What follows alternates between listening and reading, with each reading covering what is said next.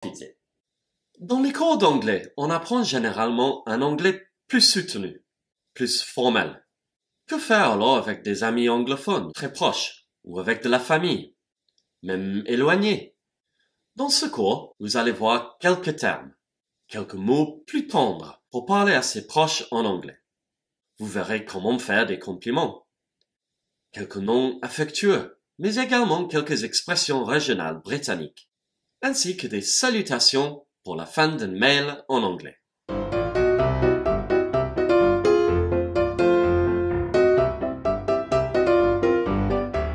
Woody Allen a dit une fois que there are 3 rings involved with marriage.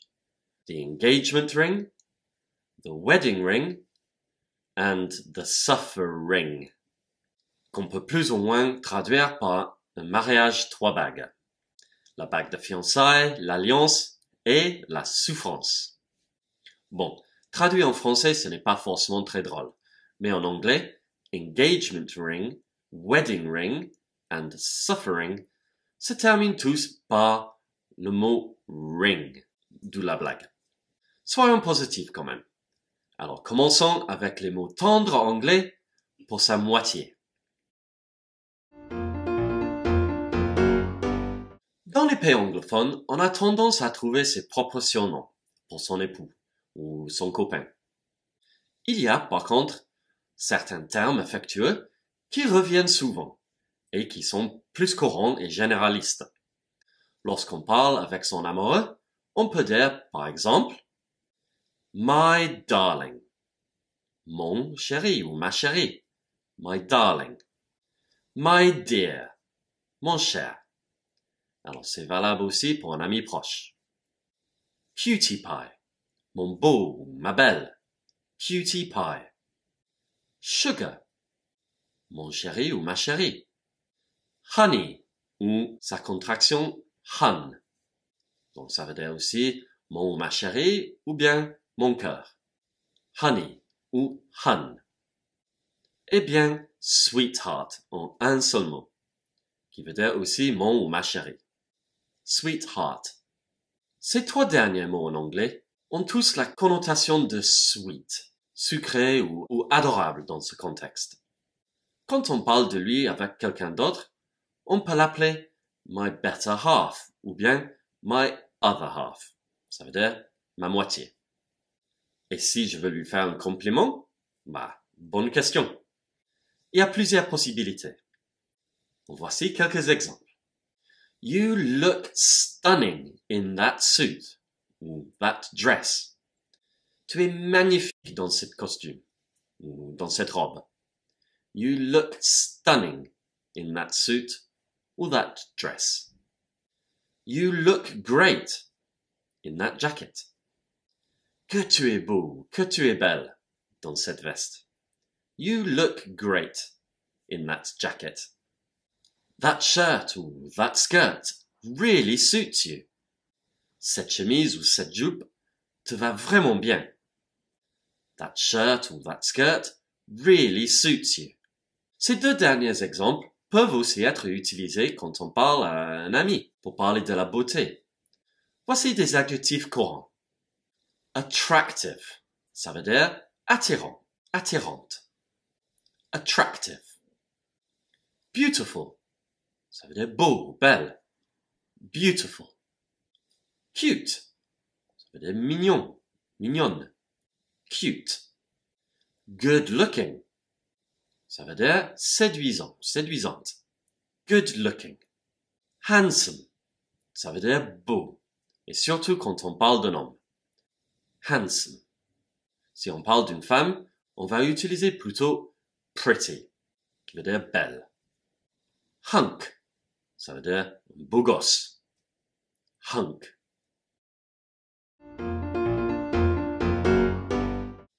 Concernant la famille plus en général, il y a des noms plutôt affectueux pour les autres membres de la famille. Par exemple, mum, qui veut dire maman. Mum. Parfois, les petits-enfants vont dire plutôt mommy. Ensuite, on a dad, qui veut dire papa. Dad.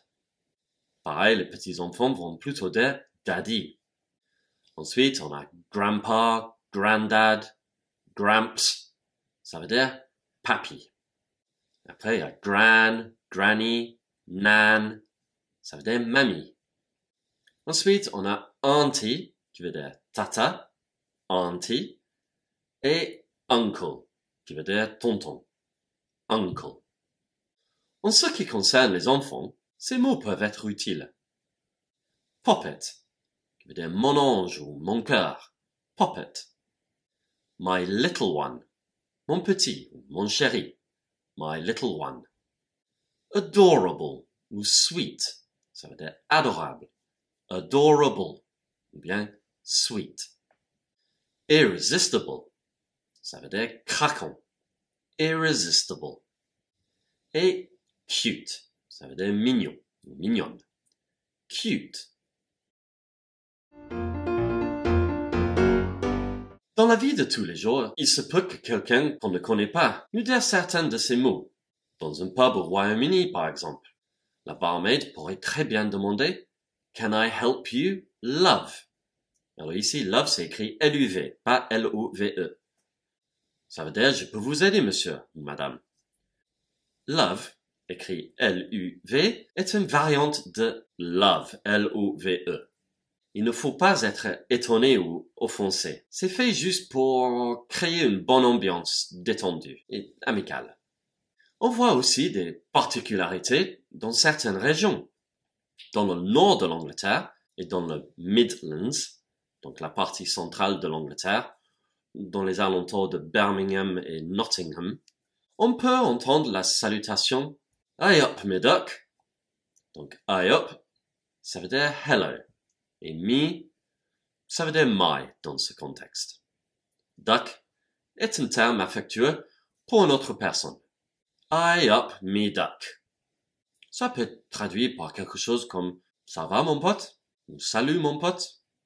Dans l'ouest et surtout dans le sud-est de l'Angleterre, on entend la salutation « All right my lover ». Donc, littéralement, ça veut dire « Ça va mon amant ». « All right my lover ». Ou bien « Hello my handsome » dans l'extrême sud-ouest de l'Angleterre. Ce sont tout simplement des façons régionales de dire « Hello, how are you ?» Bonjour, ça va. Certains mots tendres anglais peuvent donc être utilisés par des inconnus.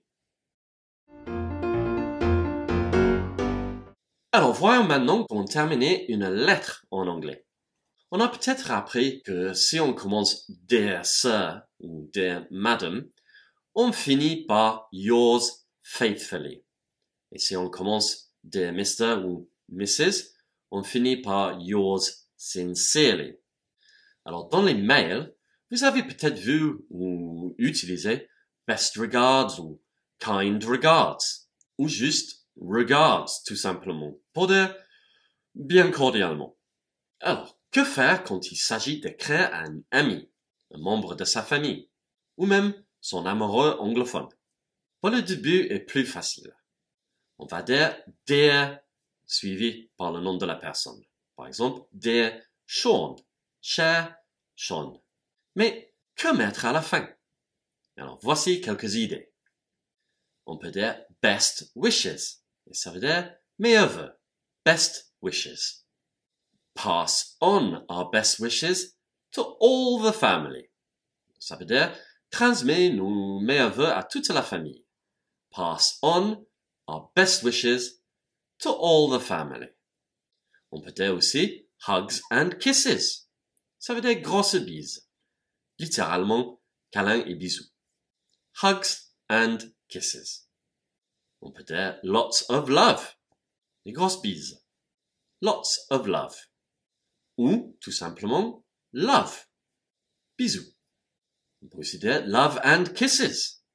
Des tendres baisers. Love and kisses. Ou bien, see you soon. À bientôt. See you soon. Souvent, on va finir avec l'expression take care. Prends soin de toi. Prenez soin de vous. Ou bien, with love. Amoureusement. With love. Et voilà tout le monde. c'est la fin de cette leçon sur les mots tendres en anglais. Vous avez vu quelques mots, quelques noms plus affectueux et quelques expressions pour faire un compliment. Il va sans dire qu'il faut bien choisir le bon moment pour placer certaines des choses qu'on a vues dans ce cours. Avec des bons amis anglophones, pourquoi pas essayer d'utiliser quelques-uns des termes dans cette leçon. Whoa, wait. Don't forget the promotion. It ends on Wednesday night, at midnight. Donc la promo, ça finit mercredi soir, le 24 mars, à minuit. Donc venez maintenant et profitez des prix réduits. See you soon, guys. Take care. Bye bye.